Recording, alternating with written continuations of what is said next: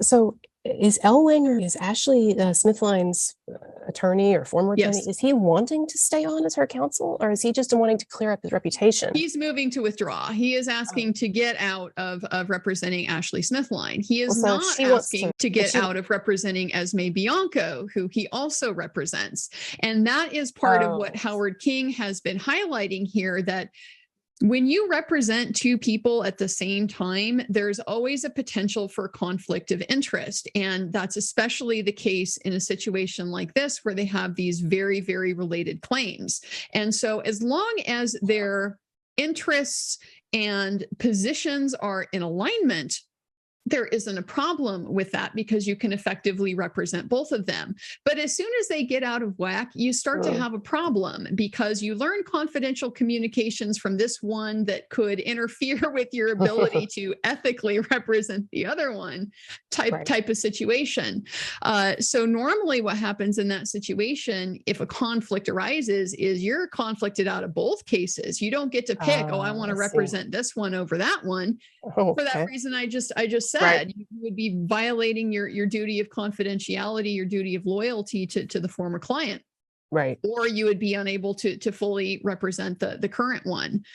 So Howard King has been leaning on this, and it looks to like he is angling to try to get Jay Ellwanger disqualified from Esme Bianco's case. Don't know if that's going to happen or not. You know, obviously no action has been taken at this point.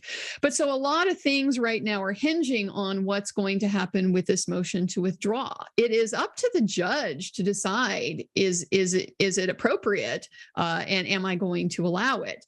So typically with a conflict of interest, if it's like a mandatory conflict type of situation, which includes things like the client has fired you, then typically the judge is going to go along with that. You can't ethically represent somebody who doesn't want you as their lawyer. You are required to withdraw in that situation.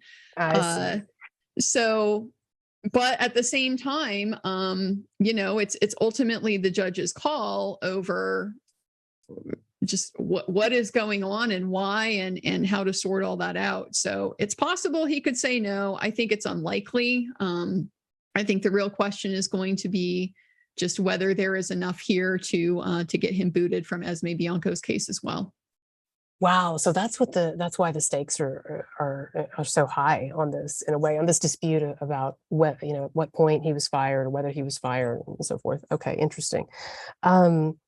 Lisa, tell me about the recent development today with the new domestic violence or sexual assault bill? Right. It's called let me take a look. It looks like what passed is AB 2777 in California, and basically it allows a specific claims for recovery of damages suffered as a result of sexual assault. So basically, if you are claiming sexual assault, I think starting from January 2009 until present or 2023, sorry, I don't have it in front of me, that you can file a claim, but there's very specific steps on how to do so, and also includes, I think, a 3-year discovery rule of when you discovered this as well. So the implications of that are civil, right? Not criminal? Right.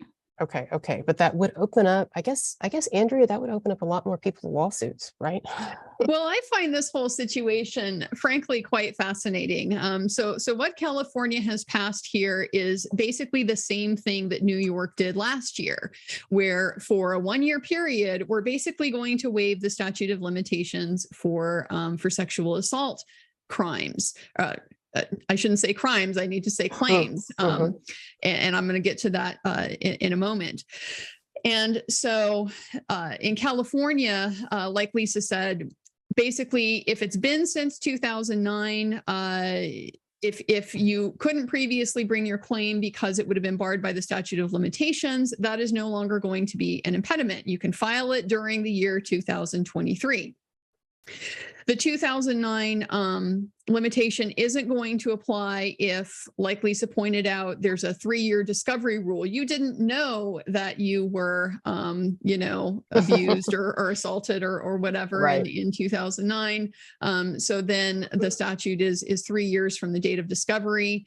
And there's also this exception that they've written in for if there is an entity that is potentially responsible and the entity has engaged in a cover-up. And so not entirely clear what that means unless they're trying to get at like production companies or things like that. I'm sure they'll stretch the definition however they need to, right? Yeah, they're trying to get into sort of complicity, conspiracy, agency types of theories. And under those circumstances, I believe it's written where there is essentially no statute of limitations for this 1 year period. So they are opening the courthouse doors to be able to file claims that have previously expired. And so I find it interesting for several reasons in this case. One, we already know Ashley Walters' case got thrown out on the statute of limitations. It is currently on appeal. And she was one of the ones, I'm sorry, she was one of the 4 who were claiming repressed memories. Correct. She tried to claim repressed memories to get past the statute of limitations. That did not succeed.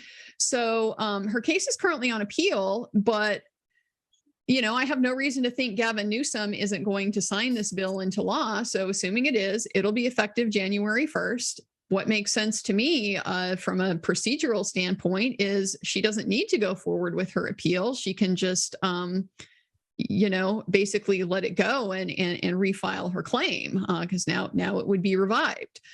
So, but given what has been happening with, as we were just talking about, some indications that she also appears to be maybe trying to avoid her deposition in the Esme Bianco case. Well, they're just running from Esme. Yeah. It's sort of, these statutes can be a little bit of a double-edged sword because, it's kind of put up or shut up time. You wanted the opportunity to be able to present your argument on the merits. Here you go, you have it. But, she may be trying to back away, quietly and hope nobody notices. She's not going to have the ability to, potentially excuse her not going forward with her claim based on the fact that the statute of limitations has expired. And same thing with Evan Rachel Wood as well, at least for 2009 and forward. The door is now open. Well, that's what I was going to ask. So do you think that, ladies, I'll start with Andrea, but do you think that does this mean that Evan Rachel Wood can sue him? And do you think she would or will? That's the $1 million question. I think that she probably will file a counterclaim. It seems likely to me she kind of has to. That's clearly the position factually that she has taken in her defense so far against Marilyn Manson's lawsuit. And so this is just giving her the ability to weaponize that from a defense to an independent claim. She had already filed any reason why she wouldn't. Now, she'd already filed a counterclaim, right? Was I forgetting that? No, she hasn't filed a counterclaim or any type of answer yet because she's filed her motion to strike under the anti-SLAPP statute. And so she doesn't have to do anything at all until that anti-SLAPP motion gets decided. So then after that, she'll file her answer. She'll file any type of counterclaim that she intends to raise. And it does seem like that's going to all fall within the, early 2023 timeframe. Gotcha. What are your thoughts on any of that, Lisa? On Evan Rachel Wood, you think she's happy about this? I guess. I don't know if she's happy, but I definitely agree. I thought we would expect Evan Rachel Wood to put in her own countersuit, and I think that's a big mistake for her. I think we're going to see what happened with Amber Heard, where now she has to get a clinical psychologist, and she's claimed PTSD, agoraphobia, all these things throughout the years with all these essays, and even gave instructions on the symptoms from the DSM-5 on essays. So when I was looking into this, I'm like, wow, she's very well versed about all of these things, and she's trying to educate people on them. And she's also put out there for years this, how do I say this, her attempt to end her life, where she had to go to the hospital and everything involved with that. And I find that interesting because I would believe that would be important context, since she claims her age was, quote, 22, and that's the time frame she was dating Marilyn Manson, or on and off. So I think it would be a mistake for her to do, but I expect it because now she has no choice. Andrea, do you concur that this actually could be pretty thorny for her? If she... Oh, 100%, exactly. Wow. For those same reasons, it's going to end up putting her psychological state at issue. We have plenty of reason to believe, for, everything Lisa has pointed out, as well as just her own, admissions and the admissions kind of her family in the Phoenix Rising movie that she made, that there may be some reasons to be concerned about what possible issues like that, she could have. So yeah, I think it's a big risk, but she's already kind of committed at this point. There just isn't a way for her to, again, gracefully back away and pretend like none of that ever happened. She's committed. Careful. People have to be careful about these beds that they're making for themselves. I mean, it's, it starts off as an interesting idea, and then it just keeps snowballing, and then next thing you know, you're stuck in this huge mess. Well, wow. And so part of my suspicion, I intend to go back and look. I haven't done this yet, but I want to go back and look at the AB 2777, look at the sponsorship and kind of how that moved through, because we know, of course, Evan has already worked with California legislators to pass the original Phoenix Act. She's got relationships there. We don't know to what extent that is ongoing. Did she have any involvement with this AB 2777?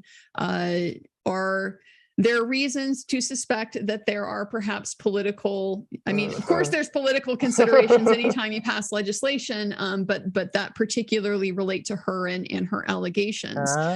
So I do want to go back and look at that. But part of the reason why is because, frankly, my suspicion is that what Evan Rachel Wood would really, really want, her preference is that they would go back and undo the criminal statute of limitations for these types of claims, so that she doesn't have to be the one putting herself in the position to, have to take so much fire. Yeah, exactly. To put these things at issue herself, she can have somebody else, the state, go and prosecute that for her. But that is not going to be able to happen. It's okay in a civil case to enlarge the scope of the statute of limitations, but in criminal cases, they are limited by the ex post facto clause, which is in Article 1, Section 9 of the Constitution. And what that means is that Congress and the states, you are not allowed to criminalize behavior after the fact. And so there has already been case law looking at situations where states have tried to expand the statute of limitations to basically be able to criminally charge people for offenses where the statute would have already expired. And the U.S. Supreme Court has said, no, you can't do that. That's a violation of the ex post facto clause. So that is not going to happen in this case. There is not going to be a way to revive criminal charges that would have already expired. So this is the second best option, and it may not be the one that she wants, but it's going to be the one she has to work with. Ladies, thank you for being here. And to my viewers, as always, make sure to subscribe to Andrea's channel, my channel, and check out Lisa. You can find her, the Manson Cases, on Twitter, Instagram. I'll have all the links below. And yeah, we'll see you next time.